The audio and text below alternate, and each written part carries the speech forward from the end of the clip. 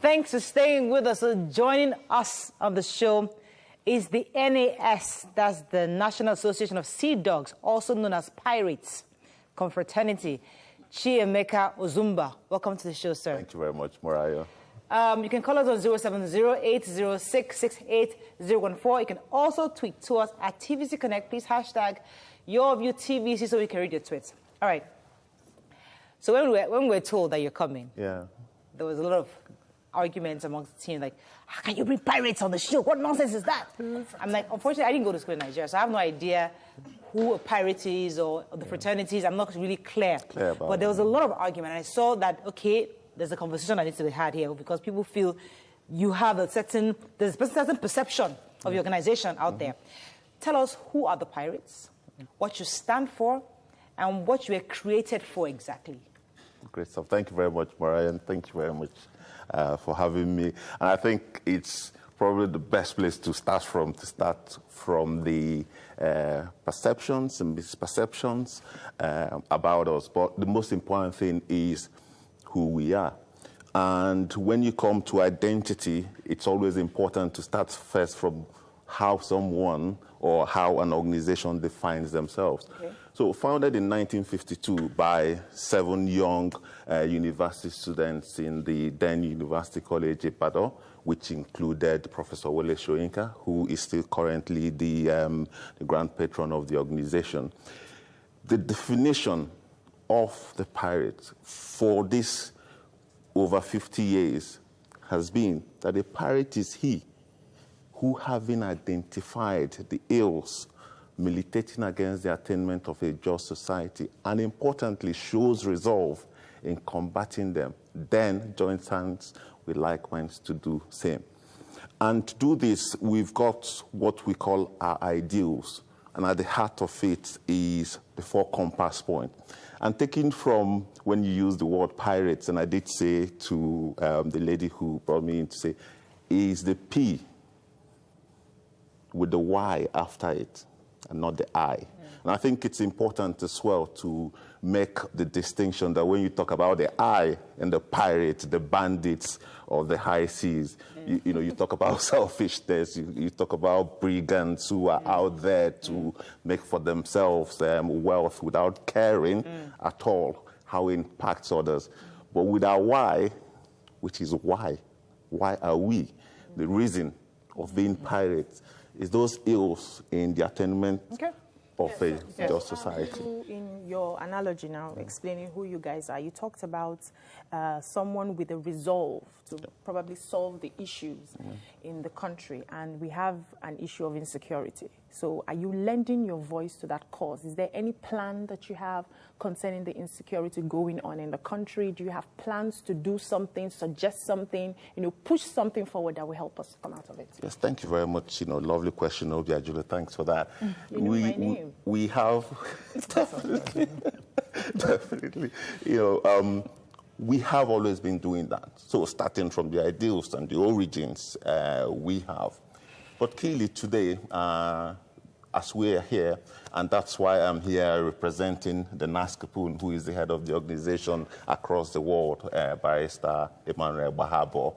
He is there receiving the guests at the Bespoke Center in Lekki, where the 23rd Professor Wole Soyinka Annual Lecture Series is holding. And the topic for this year is a pertinent topic considering the times we are in, which is the effects of transborder conflict and widespread insecurity on the future economic development and social security in Africa.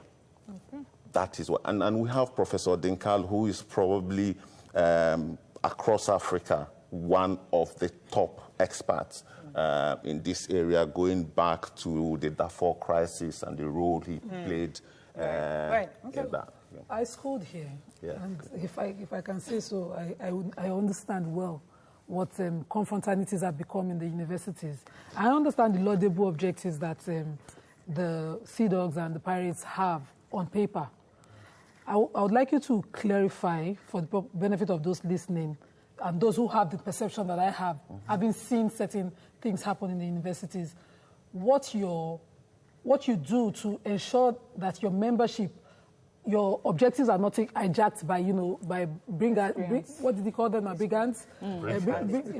So bandits, and what you do to, what's your process of getting members into the confraternity? Okay, beautiful. And I think first and foremost, I'll start from the most important place.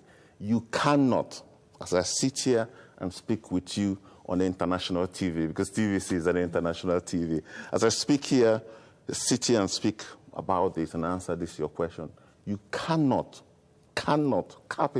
you cannot be a member of this organization. You cannot go beyond the first stage of application if you do not have either a call-up letter for your NYSC or a discharge certificate, which means that you are no longer a university student. And the whole reason why we left, it's sad that an organization that was founded in the universities, because the universities remain and will always remain the bastion for social change, because at that young age, people, young men, young women have the idealism. The pressures of life haven't yet distracted them from that idealism. It is sad that an organization like ours got to the point where we had to say, no, we can't be in the universities, because we found it difficult to say we are not that. Okay. We found it increasingly difficult, and we got to a point where we said... So the talk you're having is about insecurity, and as Obiajulu mentioned earlier, that is really what's on the front burner of our country right now. So apart from having talks, are there any concrete, well, talk is concrete as well, but are there any other steps that you take towards this issue of insecurity in our nation? Yes, definitely, and I think to answer that lovely question, Mariam, the key thing is to say that in the Paris confraternity is one key thing, which is integration. And in the 4 ideals I talked about, the second one is against tribalism. So as far back as 1952, these young teenagers said to themselves, look, we're going to come together and we're going to make a change. First of all, we're going to stand against Moribund Convention. Secondly, we're going to stand against tribalism. Third is for humanistic ideals. And the last for comradeship and chivalry. And I'll just use the last 3 to answer the concrete things we are doing. So as ourselves, as our members, we take names. And the whole purpose of taking unique names is why, of course, the trying to be unique and different, we also don't want to know where we're from. Okay. So I have people I've known for over 20 years that I've been a member who I get to their homes, and if I see them, I'm like, I'm looking for, I don't know their names. And the lovely thing about it is that I don't care where you come from. You don't care where I come from. And once you do that, you're talking about unity. Let's talk about the issue of managing conflict, because we're a product of our society. What we see happening within Northeast, Southwest, and all this, because of our understanding of conflict resolution.